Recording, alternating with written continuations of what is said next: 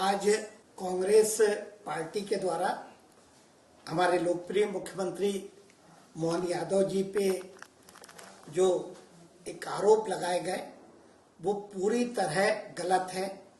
भ्रम की स्थिति पैदा करने का प्रयास कांग्रेस और उनके नेताओं के द्वारा किया जा रहा है। मैं समझता हूं कि इसमें बिल्कुल भी सच्चाई नहीं है।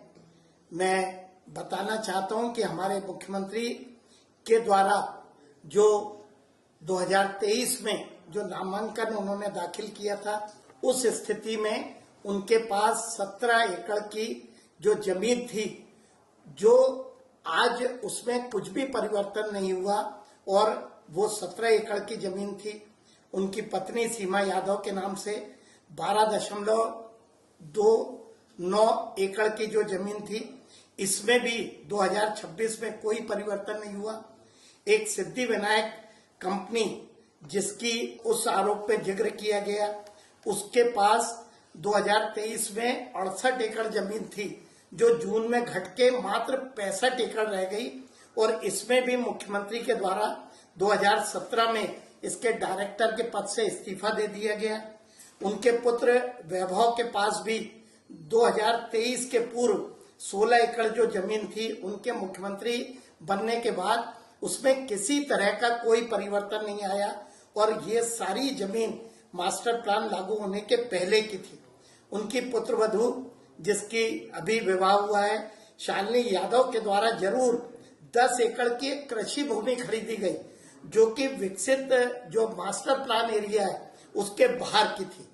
जो रिश्तेदारों का जिक्र उस आरोप पे किया गया है वो पूरी तरह से गलत है। मुख्यमंत्री और उनके परिवार का कोई उससे लेना देना नहीं है। उनके रिश्तेदार, उनका अपना स्वतंत्र अस्तित्व है, लेकिन मेरी जानकारी में यह आया है कि उनपे भी जो आरोप लगाए गए रिश्तेदारों पे, उसमें भी जो तथ्य दिए गए हैं वो पूरे गलत है। मेरी जानकारी में बताया गया है कि वे भी उस पर अपना स्टैंड लेंगे और जो उन्हें कार्रवाई करना है वे करेंगे। किसी लोकप्रिय मुख्यमंत्री को जिसके द्वारा प्रदेश के विकास में लगातार काम किया जा रहा है, इस प्रदेश को विकसित बनाने का काम किया जा रहा है, चाहे किसानों की बात करें, चाहे इंडस्ट्रियल प्रोग्रेस की बात करें, इस प्रदेश को, मध्य प्रदेश को इस देश के सबसे विकसित राज्यों में ले जाने का काम हमारे जो लोकप्रिय मुख्यमंत्री मोहन यादव जी कर रहे हैं। उनके खिलाफ एक षड्यंत्र का काम कांग्रेस पार्टी कर रही है।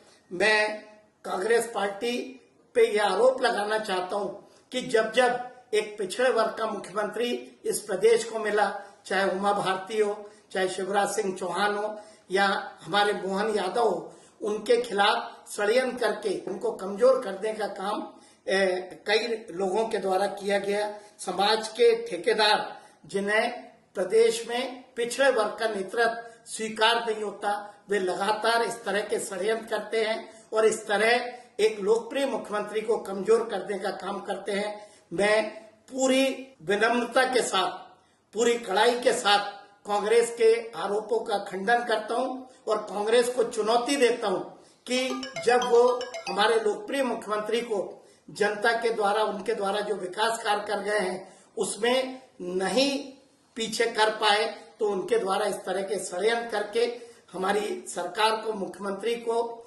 कमजोर करने का काम किया जा रहा है, जिसे इस प्रदेश की जनता कतई बर्दाश्त नहीं करेगी।